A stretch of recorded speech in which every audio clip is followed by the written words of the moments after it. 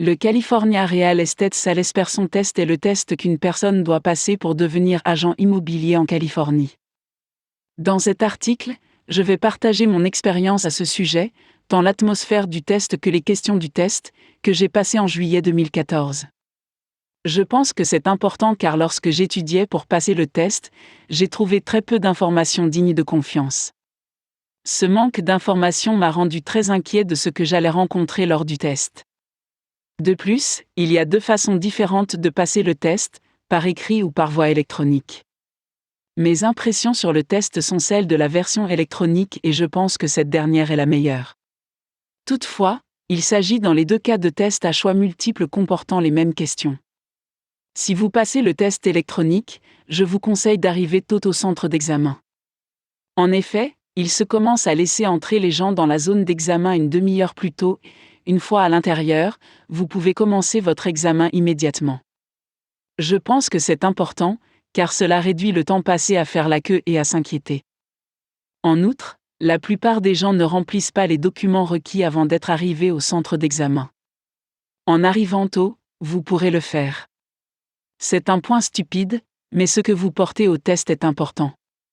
La moitié des personnes présentes à l'examen portent des costumes s'il s'agit d'hommes et des robes et des talons ou s'il s'agit de femmes.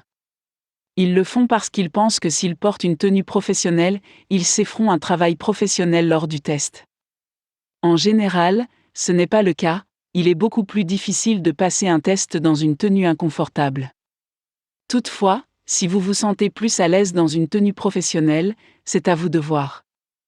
La seule chose que vous pouvez apporter à l'examen est votre carte d'identité avec photo. Le test dispose de casiers pour ranger tous vos objets personnels. Cependant, c'est ennuyeux de devoir gérer beaucoup d'affaires supplémentaires, et si votre téléphone sonne alors qu'il est dans le casier, vous serez automatiquement recalé. N'apportez pas votre téléphone, laissez-le dans la voiture. N'apportez pas non plus vos livres sur l'immobilier pour étudier à la dernière minute. Les questions de l'examen ne sont pas celles auxquelles on pourrait s'attendre. Je dirais qu'environ 15% seulement des questions concernaient les agents immobiliers. 50% des questions portaient sur ce qui est illégal pour un courtier immobilier. 25% des questions portaient sur ce qui est illégal pour un constructeur de biens immobiliers. Les derniers 10% concernaient les mathématiques, comme combien d'acres y a-t-il dans un mile carré. Une autre chose étrange était qu'un certain nombre de questions du test répondaient à une autre question. Dans mon test, une question était « Qu'est-ce qu'une propriété riveraine ?» et une autre était « Quel type de propriété jouxte une étendue d'eau ?» Comme vous pouvez le constater, le test contient très peu de choses qui sont réellement importantes pour les agents immobiliers.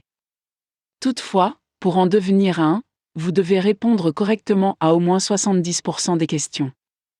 Même s'il s'agit d'un test à choix multiples qui ne prévoit pas de pénalité pour les devinettes, si vous étudiez uniquement ce qu'un agent doit savoir, les questions bizarres peuvent rendre ce test très difficile.